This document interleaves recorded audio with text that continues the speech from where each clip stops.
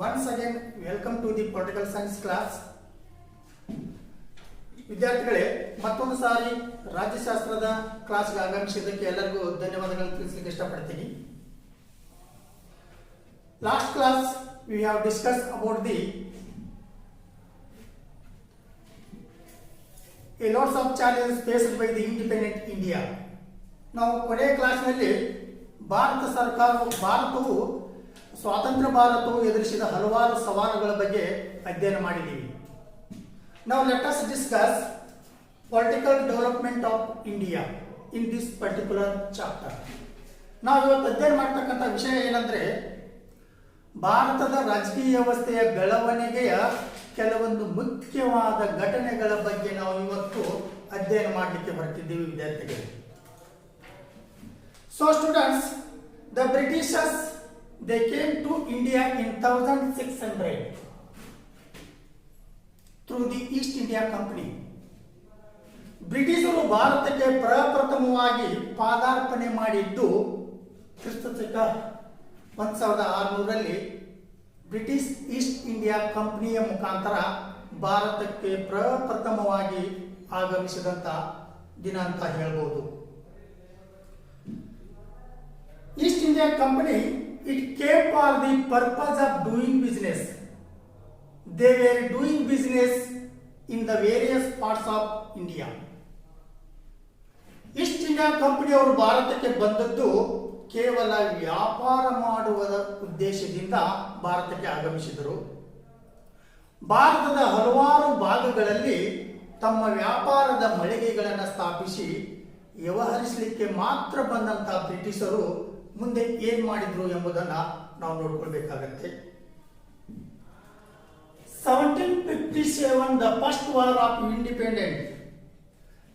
1757 the Plassey War,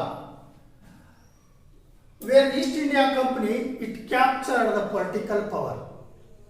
ಯಾವಾಗ 1757ರಲ್ಲಿ ಪ್ಲಾಸಿ ಕದನದ ನಂತರ ಬ್ರಿಟಿಷರು ಸಂಪೂರ್ಣವಾಗಿ ರಾಜಕೀಯ ಅಧಿಕಾರವನ್ನು ತಮ್ಮ ಕೈಗೆ ತೆಗೆದುಕೊಂಡರು.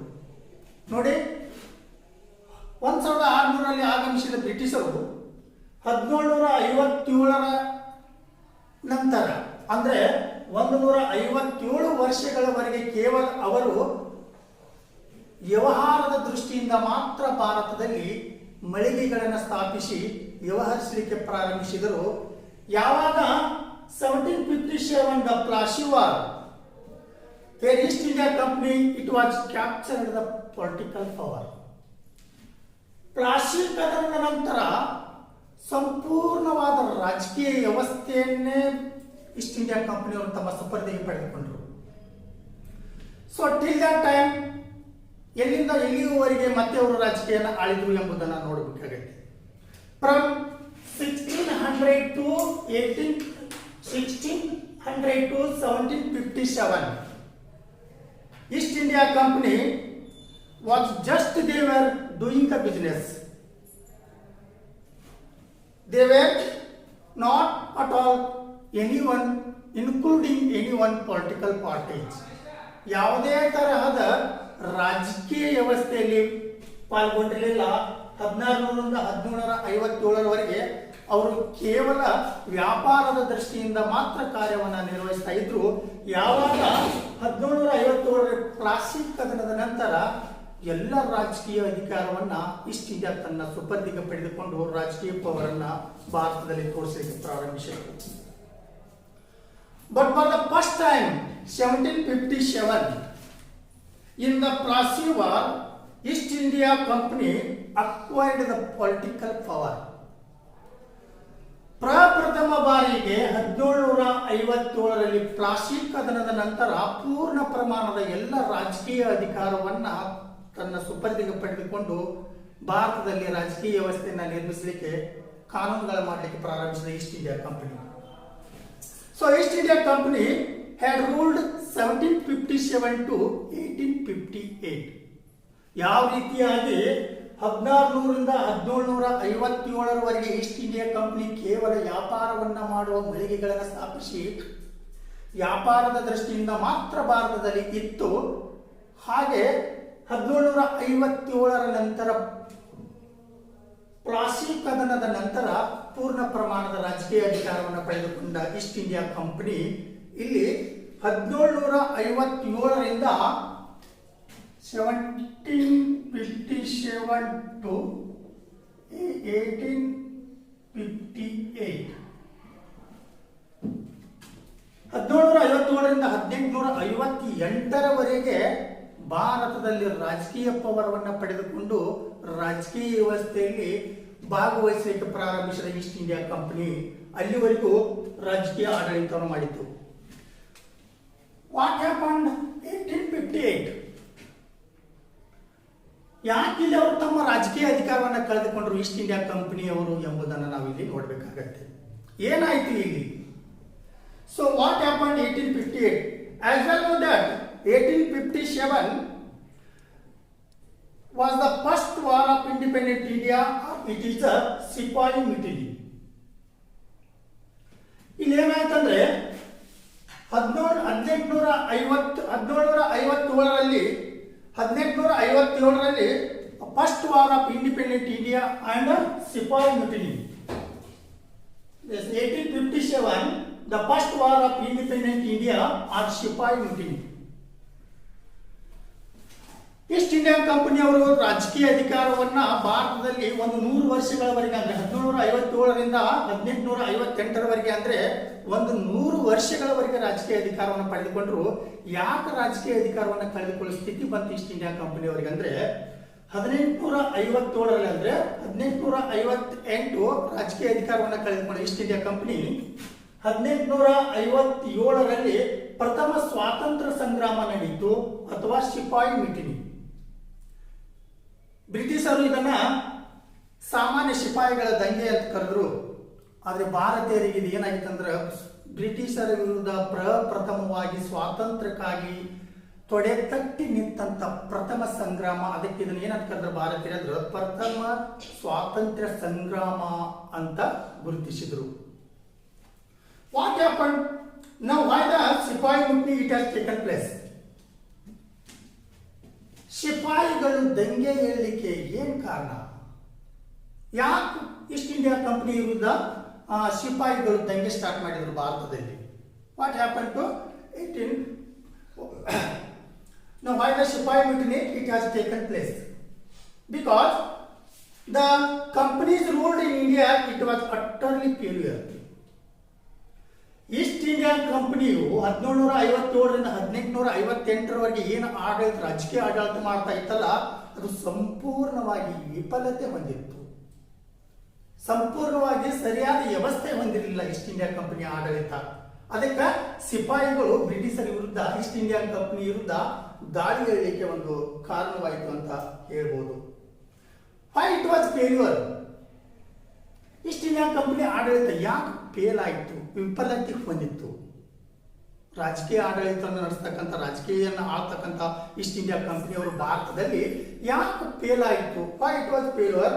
Because there was lots of corruption when the companies ruling. East India ಕಂಪನಿಯವರ ಆಡಳಿತ ಬಹಳಷ್ಟು ಭ್ರಷ್ಟಾಚಾರದಿಂದ ಕೂಡಿತ್ತು. It was a corruption when the companies ruling. There was an exploitation people and also discrimination. ಬಹಳಷ್ಟು ತಾರತಮ್ಯದಿಂದ ರಾಜಕೀಯ ಆಡಳಿತ ಮಾಡ್ತಾ ಇದ್ದಾರೆ ಈಸ್ಟ್ ಇಂಡಿಯಾ ಕಂಪನಿಯವರು. ಜನರನ್ನ ಶೋಷಣೆ ಮಾಡ್ತಾ ಇದ್ರು ಈಸ್ಟ್ ಇಂಡಿಯಾ ಕಂಪನಿಯವರು. ಅದಕ್ಕಾಗಿ it was a failure East India company political activities in India ಅಂತ ಹೇಳ್ಬೋದು. ಭಾರತದಲ್ಲಿ ಅವರು 1757ರಲ್ಲಿ ಸಿಪಾಯಿಗಳು ದಂಗೆ ಎದ್ದ ತಕ್ಷಣ ನೆಕ್ಸ್ಟ್ ಇಯರ್ ಏನಾಯ್ತಪ್ಪ ಅಂದ್ರೆ 1858ರಲ್ಲಿ ತಮ್ಮ ಅಧಿಕಾರವನ್ನು ಕಳೆದುಕೊಂಡ್ರು. ಬ್ರಿಟಿಷರು ಈ ಕಾಯ್ದೆಯನ್ನ 1858 ಆಕ್ಟ್ ಅನ್ನು ಜಾರಿಗೆ ತರಲಿಕ್ಕೆ ಕಾರಣವಾಯಿತು ಅಂತ ಹೇಳ್ಬೋದು. So the companies it was ruled where it has conduct mall administration. ಬಹಳಷ್ಟು ಅವ್ಯವಸ್ಥೆಯಿಂದ ಕೂಡಿದಕ್ಕಂಥ ಆಡಳಿತ ಆಗಿತ್ತು. ಅದಕ್ಕೆ ಈಸ್ಟ್ ಇಂಡಿಯಾ ಕಂಪನಿ ಭಾರತದ ರಾಜಕೀಯ ವ್ಯವಸ್ಥೆಯಿಂದ ದೂರ ಸರಿಯುವಂತ ಸ್ಥಿತಿ ಬಂದಿತ್ತು. 1857 sepoy mutiny or first war of independence. 1857ರಲ್ಲಿ ಸಿಪಾಯಿಗಳು ಯಾವಾಗ ದಂಗೆ ಎದ್ರು, ಅವಾಗ ಏನಾಯ್ತಪ್ಪ ಅಂದ್ರೆ ಈಸ್ಟ್ ಇಂಡಿಯಾ ಕಂಪನಿಯವರು ತಮ್ಮ ರಾಜಕೀಯ ವ್ಯವಸ್ಥೆ ಆಡಳಿತವನ್ನು ಕಳೆದುಕೊಳ್ಳಬೇಕಾಯಿತು. After the military the power was transferred from company to the crown. Students, please remember 1858 Act. Power transfer. One marks question come to your examination. Which act transferred power from company to the crown? ವಿದ್ಯಾರ್ಥಿಗಳೇ, ಒಂದು ಅಂಕದ ಪ್ರಶ್ನೆ ಬರುತ್ತೆ ಇಲ್ಲಿ. ಯಾವ ಕಾಯ್ದೆಯು ಅಧಿಕಾರವನ್ನು ಕಂಪನಿಯಿಂದ East India ಕಂಪನಿಯಿಂದ ಕ್ರೌನ್ಗೆ ವರ್ಗಾಯಿಸಿತು ಅಂತ ಒಂದು ಕ್ವಶನ್ ಬರುತ್ತೆ. 1858 ಅಂತ ಹೇಳ್ಬೋದು. 1858 Act. So for that purpose there was a passed that act was known as the 1858 Act. ಯಾವಾಗ 1858ರ ಕಾಯ್ದೆ ಏನು ಇದನ್ನ ಜಾರಿಗೆ ತರಲಿಕ್ಕೆ ಕಾರಣ ಏನಾಗಿತ್ತಪ್ಪ ಅಂದ್ರೆ 1858 Act, 1857 or Independence India should parliament. It was the main causes of the act passed by the British Crown, the 1858 Act. So British's parliament is started to make a law of India. 1858ರ ಕಾಯ್ದೆ ಯಾವಾಗ ಜಾರಿಗೆ ಬಂತೋ British ಸರ್ಕಾರ ಅಥವಾ Britain ರಾಣಿ ನೇರವಾಗಿ East India company ಕೈಯಲ್ಲಿರ್ತಕ್ಕಂಥ ರಾಜಕೀಯ ವ್ಯವಸ್ಥೆಯನ್ನು ತನ್ನ ಸುಪರ್ದಿಗೆ ಪಡೆದುಕೊಂಡು ತಾನೇ ನೇರವಾಗಿ ಭಾರತದ ರಾಜಕೀಯ ವ್ಯವಸ್ಥೆ ಆಡಳಿತವನ್ನು ನಿರ್ವಹಿಸಲಿಕ್ಕೆ ಸ್ಟಾರ್ಟ್ ಮಾಡಿದ್ರು. ಇಂಗ್ಲೆಂಡ್ ಪಾರ್ಲಿಮೆಂಟ್ ಕಾನೂನುಗಳನ್ನು ಭಾರತದ ಮೇಲೆ ನೇರವಾಗಿ ಕಾನೂನುಗಳನ್ನು ಜನರ ಒಳ್ಳೆಯ ದೃಷ್ಟಿಯಿಂದ ನೇರವಾದ ಕಾನೂನುಗಳನ್ನು ಪಾಸ್ ಮಾಡಲಿಕ್ಕೆ ಸ್ಟಾರ್ಟ್ ಮಾಡಿತ್ತು. ಯಾವಾಗ 1858 Act. After the time the passed by the state, the England legislature act enacted by the India. ಭಾರತಕ್ಕೆ ಕಾನೂನುಗಳನ್ನು ಪಾಸ್ ಮಾಡಲಿಕ್ಕೆ ಸ್ಟಾರ್ಟ್ ಮಾಡಿದ್ರು ನೇರವಾಗಿ Britain ಇಂಗ್ಲೆಂಡ್ದಿಂದ. This is the major changes took place in 1858. ಭಾರತದಲ್ಲಿ 1858ರ ಕಾಯ್ದೆ ದೊಡ್ಡ ಒಂದು ಬಹಳಷ್ಟು ಬದಲಾವಣೆಯನ್ನು ತಂದಿತ್ತು. ಬ್ರಿಟಿಷರು ಹೊರಡಿಸಿರ್ತಕ್ಕಂಥ 1858 Act ಏನಂದ್ರೆ ಭಾರತದ ರಾಜಕೀಯ ವ್ಯವಸ್ಥೆಯಲ್ಲಿ ಮತ್ತು ಭಾರತಕ್ಕೆ ಒಳ್ಳೆಯದಾಗುವ ಸ್ಥಿತಿಯಲ್ಲಿ ಬಹಳಷ್ಟು ಕೆಲವೊಂದು ಬದಲಾವಣೆಗಳನ್ನು ಮಾಡಿತ್ತು. Now other 1858 after the power it was transferred from the company to the crown. 1858ರ ಕಾಯ್ದೆ ಬ್ರಿಟಿಷರು ಪಾಸ್ ಮಾಡಿದ ನಂತರ ಕೆಲವೊಂದು ಇಲ್ಲಿ ಈಸ್ಟ್ ಇಂಡಿಯಾ ಕಂಪನಿ ಕೈಯಲ್ಲಿರ್ತಕ್ಕಂಥ ರಾಜಕೀಯ ಆಡಳಿತ, ಭಾರತದಲ್ಲಿರ್ತಕ್ಕಂಥ ಆಡಳಿತದ ವ್ಯವಸ್ಥೆ ನೇರವಾಗಿ ಇಂಗ್ಲೆಂಡ್ ಪಾರ್ಲಿಮೆಂಟ್ ನೆರವೇರಿಸಲಿಕ್ಕೆ ಪ್ರಾರಂಭಿಸಿತ್ತು ಎಂಬುದನ್ನು ನಾವು ಇಲ್ಲಿ ತಿಳ್ಕೊಳ್ತೀವಿ. What happen India? 1858 ಆಕ್ಟ್ದಿಂದ 1858ರ ಕಾಯ್ದೆಯಿಂದ ಭಾರತಕ್ಕೆ ಏನು ಉಪಯೋಗವಾಯಿತು ಎಂಬುದನ್ನು ನಾವು ತಿಳ್ಕೊಳ್ಬೇಕಾಗುತ್ತೆ. Another important political event which took place in 1885, the Indian National Congress, it was established. The British officer Sir A.O. Hume 1858ರ ಕಾಯ್ದೆಯಿಂದ ಒಂದು ವಿಶೇಷವಾದಂತಹದ್ದು ಭಾರತಕ್ಕೆ ಒಂದು ಸಂಘಟನೆ ಹುಟ್ಟುಕೊಂಡಿತ್ತು. ಅದು INC, ಇಂಡಿಯನ್ ನ್ಯಾಷನಲ್ ಕಾಂಗ್ರೆಸ್, ಭಾರತೀಯ ರಾಷ್ಟ್ರೀಯ ಕಾಂಗ್ರೆಸ್. ಭಾರತ ದೇಶದಲ್ಲಿ ಪ್ರಪ್ರಥಮವಾಗಿ ಹುಟ್ಟಿಕೊಂಡಂತ ಸಂಘಟನೆ ಯಾವುದಪ್ಪ ಅಂತಂದ್ರೆ, ಸ್ವಾತಂತ್ರ್ಯ ಪಡೆಯೋದಕ್ಕೋಸ್ಕರ ಯಾವುದೇ ತರಹದ ಸಂಘಟನೆಗಳಿರಲಿಲ್ಲ.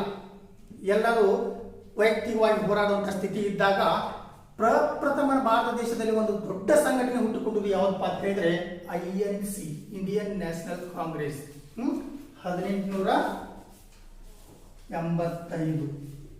1885ರಲ್ಲಿ ಈಸ್ಟ್ ಇಂಡಿಯಾ ಕಂಪನಿ ಹುಟ್ಟಿತು.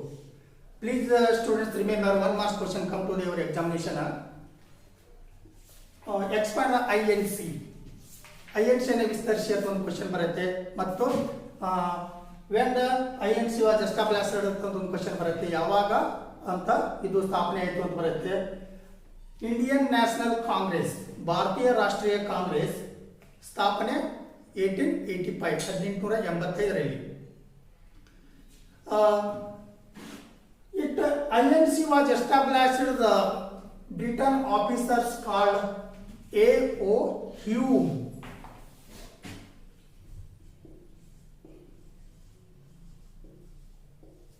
ಎ.ಓ. ಹ್ಯೂಮ್ ಅನ್ನುವ ವ್ಯಕ್ತಿ ಭಾರತಕ್ಕೆ ಒಂದು ಸಂಘಟನೆಯನ್ನ ನಿರ್ಮಿಸಲಿಕ್ಕೆ ಸಹಾಯ ಮಾಡಿದ. ಈ ಸಂಘಟನೆ ಮುಖಾಂತರ ಭಾರತ ಕೆಲವೊಂದು ಏಳಿಗೆಯನ್ನ ಕಂಡುಕೊಡ್ತು. ರಾಜಕೀಯದಲ್ಲಿ ಭಾರತದ ರಾಜಕೀಯ ವ್ಯವಸ್ಥೆ ಬೆಳವಣಿಗೆಯಲ್ಲಿ ಬದಲಾವಣೆಯನ್ನು ತಂದುಕೊಂಡಂತ ಸಂಘಟನೆ ಯಾವಪ್ಪ ಅಂದ್ರೆ ಐಎನ್ಸಿ ಅಂತ ಹೇಳ್ಬೋದು. Later on the Indian National Congress it took the leadership of the freedom struggle.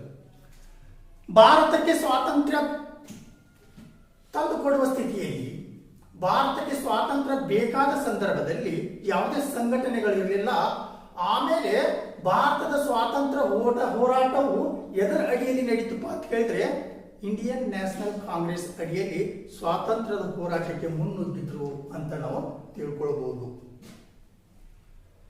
The Britishers enacted a lot of laws and reforms.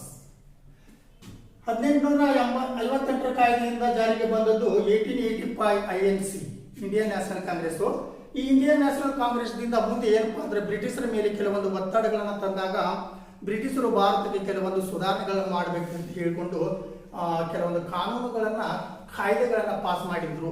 ಆ ಕಾಯ್ದೆಗಳನ್ನ ನಾವು discuss about the next class.